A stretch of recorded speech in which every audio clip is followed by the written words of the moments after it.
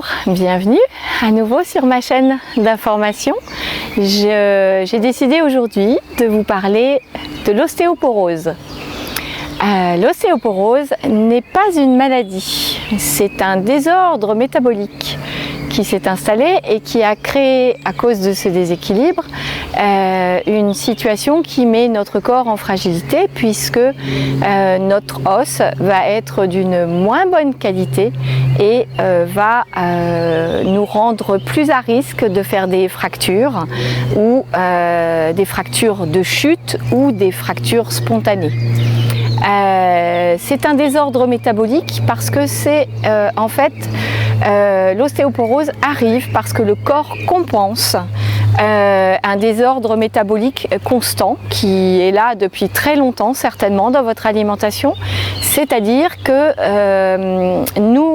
quand nous installons une ostéoporose dans notre corps, c'est parce que nous mangeons trop acide. Quand je dis acide, c'est ce qui est en relation avec l'équilibre acido-basique dans le corps et ça n'a rien à voir avec une acidité qui serait liée à de l'acidose cellulaire. On n'est pas dans ce type d'acidité. Il n'y a pas non plus d'acidité exceptionnelle du sang qui serait vraiment dangereuse. En acidose cellulaire, vous seriez vraiment très malade. Par contre, ce qu'on appelle l'équilibre acido-basique, c'est un calcul qu'on peut faire à partir des différents éléments qu'on mange dans notre journée, voire même uniquement dans un menu pour un repas. Et si notre journée complète donne une addition des éléments que nous avons mangés qui va être acide, dans ce cas-là, nous allons avoir une acidité qui va se créer dans le corps. Et pour ça, le corps ne l'aimant pas, cette acidité, en l'occurrence l'acidité comme le sucre fait le lit du cancer, c'est une des pathologies qui peut aussi arriver avec l'acidité et qui nourrit, en fait l'acidité nourrit cette pathologie et lui permet de s'installer. Et donc cette acidité est compensée automatiquement par le corps qui va aller détricoter le muscle pour pouvoir libérer du calcium. Le calcium étant alcalin, il va aller remonter cette acidité. Et donc en fait, quand vous mangez acide, tous les jours, vous allez détricoter du muscle pour remettre l'équilibre au niveau basique de votre balance acido-basique. Mais donc, ça veut dire que si vous mangez mal, vous créez de l'ostéoporose. Il faut savoir que en France, on nous a beaucoup dit depuis très longtemps que manger des produits laitiers, ça permettait d'avoir des bons os. Or, le produit laitier en lui-même, il est acide. Il est très élevé dans l'échelle de l'acidité quand il est sous forme de fromage, quand il est sous forme de tout ce qui est pasteurisé. Aucune bactérie ne va pouvoir intervenir. Donc là, on est vraiment sur des niveaux acides. Donc la bouteille de lait tous les jours, c'est pas possible. Sauf si vous compensez énormément par des aliments qui vont être alcalins à côté. Et donc, à chaque fois que votre corps interprète que vous avez pris trop d'éléments acides, donc par exemple de boire un verre de lait ou une tasse de lait au petit déjeuner avec du pain beurre et de la confiture, vous êtes sur un petit déjeuner très acide qui sera en plus assez peu riche en bons nutriments puisque vous aurez mangé beaucoup de sucre parce que produit laitier veut dire sucre, pain veut dire sucre et la confiture veut dire sucre et donc il y a assez peu de protéines dans cette alimentation et assez peu de bons gras. Donc déjà votre petit déjeuner est très sucré, mais en plus il est très acide et il va faire que votre corps va compenser cette acidité en détricotant du muscle, pas du muscle, excusez-moi, de l'os. Et donc petit à petit votre trame osseuse va s'abîmer. Ça prend du temps. Mais en fait, ça se met en place avec les années. Il faut savoir quand même qu'une adolescente, quand elle arrive à la puberté, si avant la puberté, elle a été nourrie beaucoup avec des produits laitiers dans son alimentation, il y a peu de chances qu'elle ait des très bons os. Donc faites attention à ça aussi, surtout chez les enfants qui sont intolérants aux produits laitiers, mais qui n'ont jamais voulu prendre du lait d'amande et donc on leur a laissé du lait et on les a presque obligés à s'adapter à un élément qui ne leur convenait pas et qu'ils ne digéraient pas très bien. Dans ce cas-là, il y a en plus une grosse probabilité que le calcium ne soit pas du tout fixé. Il faut savoir aussi que en fait seulement 30% du calcium qui est dans le lait est réellement fixé chez nous, est réellement absorbé. Ce calcium en fait n'est pas assez important et surtout à l'intérieur du lait, même si on sait qu'il y a beaucoup de calcium dans les produits laitiers, il y a aussi un autre élément qui va précipiter avec le calcium et le rendre impossible à absorber. Donc si vous voulez que vos enfants aient des bons os, essayez d'introduire des éléments qui contiennent du calcium mais qui sont végétaux et n'auront pas cet apport qui va être à la fois acide et qui en plus va précipiter le calcium et le rendra indisponible. Donc une puberté chez la femme, c'est à peu près vers 12-13 ans.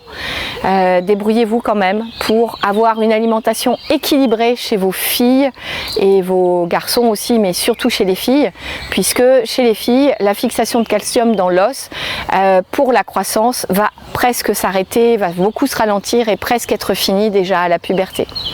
Voilà, donc ça c'est très important parce que la génération à venir risque de souffrir beaucoup d'ostéoporose et si par prévention nous pouvons déjà les aider, ce serait très bien.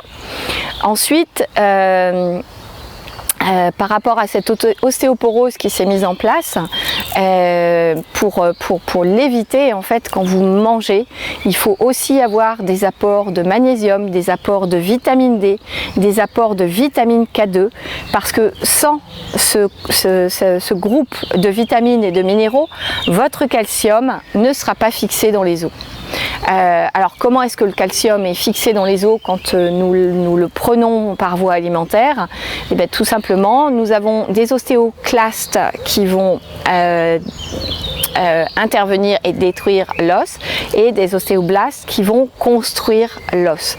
Et donc à partir du moment où vous avez les bons éléments, de toute façon l'os va être reconstruit parce que tout va s'additionner au bon moment.